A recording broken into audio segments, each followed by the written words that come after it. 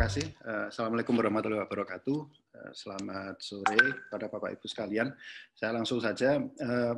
Sonjo sebenarnya dari awal itu kan Sonjo itu Sambatan Yogyakarta. Jadi Sonjo sejak awal itu sebenarnya didasarkan pada asumsi bahwa kita ini akan mendapatkan skenario yang ketiga, Bu, yang the worst. Kalau kita lihat pada saat itu sebenarnya Februari itu sebenarnya saya pribadi sudah concern kenapa tidak ada kasus di Indonesia begitu ya.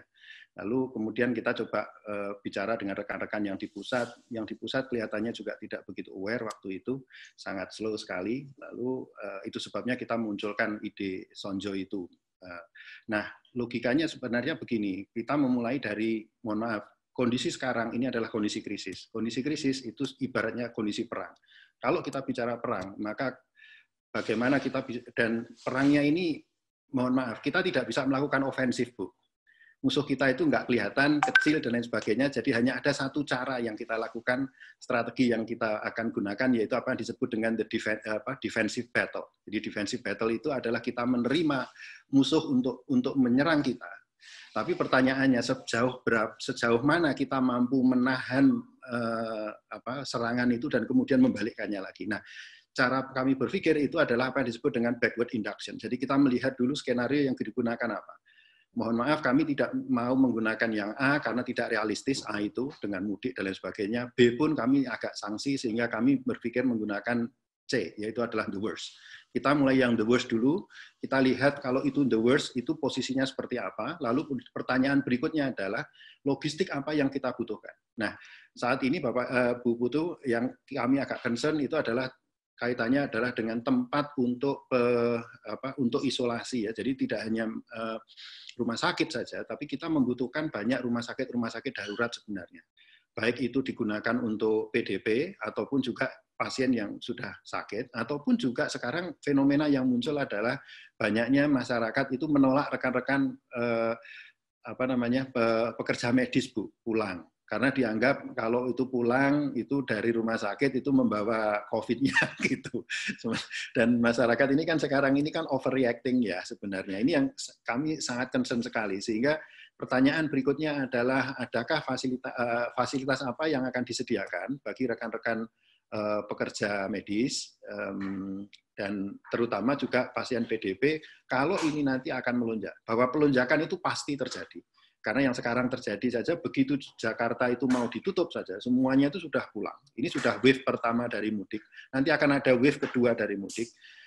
Kami membuat perencanaan itu dampak, katakanlah dibilang kan, kita puncaknya adalah Mei, akhir Mei atau awal Juni. Tapi ada pertanyaan berikutnya. Ketika itu menjadi peak itu perlu turun. Nah, turunnya berapa lama? Paling cepat estimasi kami, ya ini estimasi ekonom bukan estimasi ahli kesehatan. Saya memperhitungkannya sekitar 4 bulan dari sekarang. Sehingga gerakan Sonjo sendiri minimum harus ada selama 4 bulan dan harus tahan selama 4 bulan.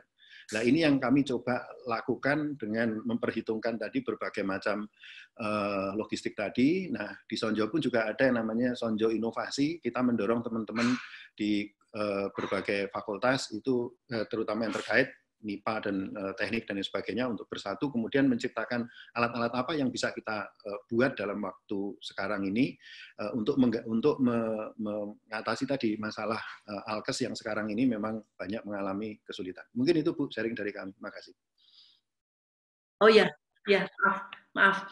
Jadi terima kasih Pak Rimawan atas penjelasannya ya. Tadi dari situ mungkin pertanyaan awal dari saya sebelum saya lemparkan ke para hadirin yang hadir di sini, apakah Sonjo tentunya dalam membuat perencanaan tersebut tentunya berdasarkan pada analisis awal ya.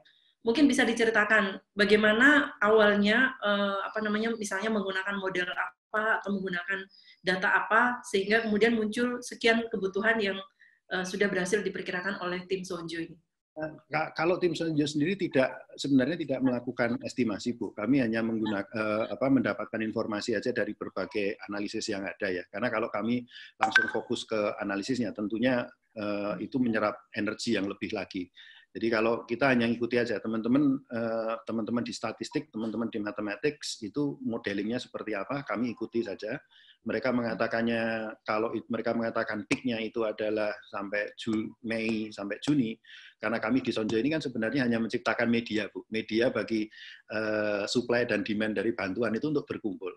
Lalu pertanyaannya seberapa lama ini gerakan ini akan ada? Itu yang menjadi concern kami sebenarnya.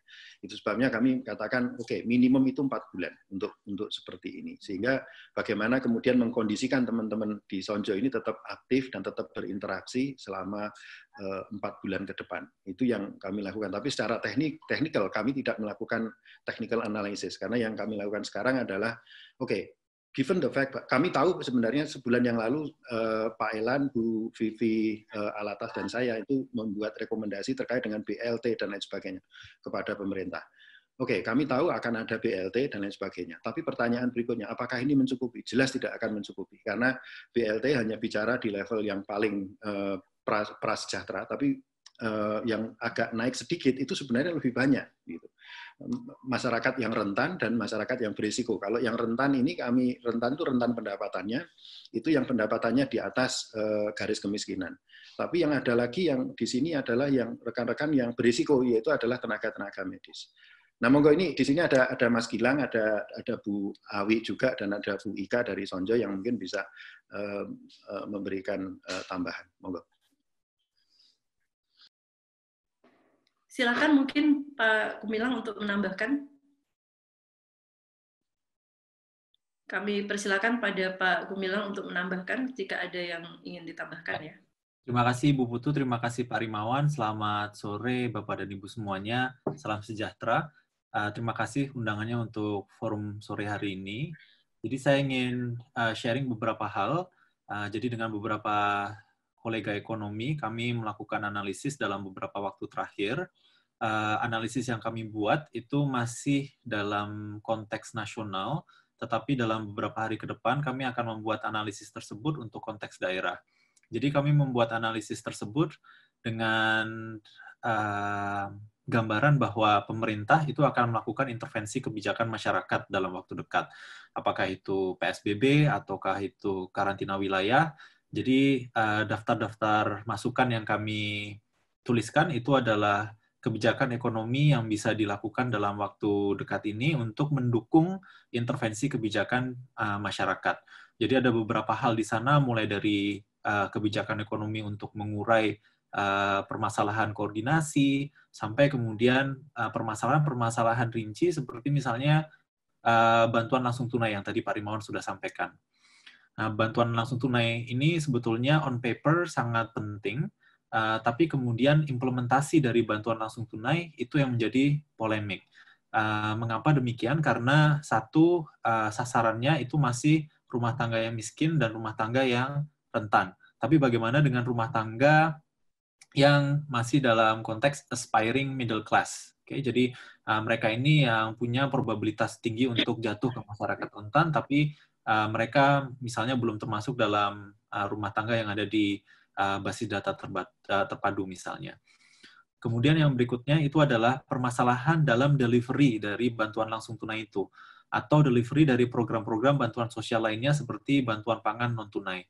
Kita tahu bahwa nantinya akan ada kartu, tapi pada akhirnya rumah tangga itu masih tetap harus mengantri di titik-titik penerimaan bantuan. Apakah itu nanti via ATM, ataukah itu nanti lewat branchless banking, atau laku pandai, atau kemudian harus ke e-warung, semuanya itu pasti akan ada mekanismenya. Nah, sayangnya sampai saat ini masih belum ada kejelasan tentang bagaimana mekanisme tersebut dibentuk. Itu menjadi salah satu yang perlu kita lakukan bersama. Kemudian yang kedua, kami juga melakukan sedikit effort untuk cost estimation atau estimasi biaya yang dibutuhkan oleh daerah, misalnya seandainya nanti ada peningkatan ODP, PDP, maupun pasien yang positif. Nah, sayangnya saat ini walaupun kami sudah bisa mendapatkan proyeksi tentang berapa jumlah ODP, PDP, maupun pasien positif, tapi kami belum bisa mendapatkan data terkait berapa biaya yang dibutuhkan untuk merawat PDP, berapa biaya yang dibutuhkan untuk merawat pasien.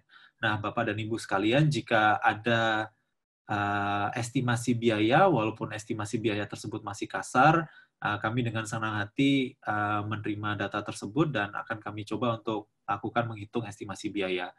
Nah, jadi ke depan selain persiapan terkait bagaimana koordinasi di DIY terkait dengan antisipasi kenaikan PDP, ODP maupun pasien positif, kemudian kesiapan dari rumah sakit atau rumah sakit pembantu, kita juga perlu memikirkan detail-detail dari kebijakan ekonomi yang akan diterapkan di Yogyakarta.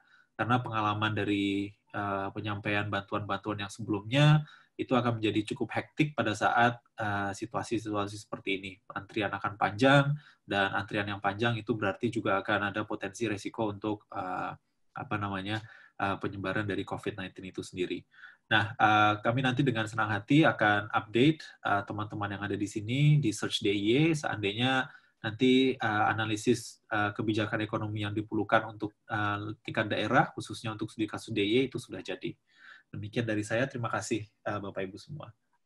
Terima kasih atas penjelasan dari Pak Gumilang. Kan kalau saya boleh simpulkan, jadi dari tim FEB ini juga sudah melakukan kajian di level nasional yang nantinya akan segera masuk untuk kasus DIY gitu ya. Cuman sekarang masih membutuhkan beberapa data yang diperlukan untuk melakukan analisis biaya dalam rangka bagaimana pelayanan pada pasien, terutama PDP dan yang positif COVID, itu seperti apa.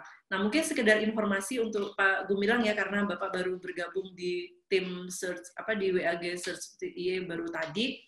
Jadi kita sudah ada data sebenarnya dari Persi DIY mengenai berapa kebutuhan logistik, terutama logistik medis bagi rumah sakit ketika mereka dipersiapkan untuk menangani pasien. Nah, kebutuhannya itu saya lihat sudah dibuat untuk dalam rangka 3 bulan ke depan itu per rumah sakit.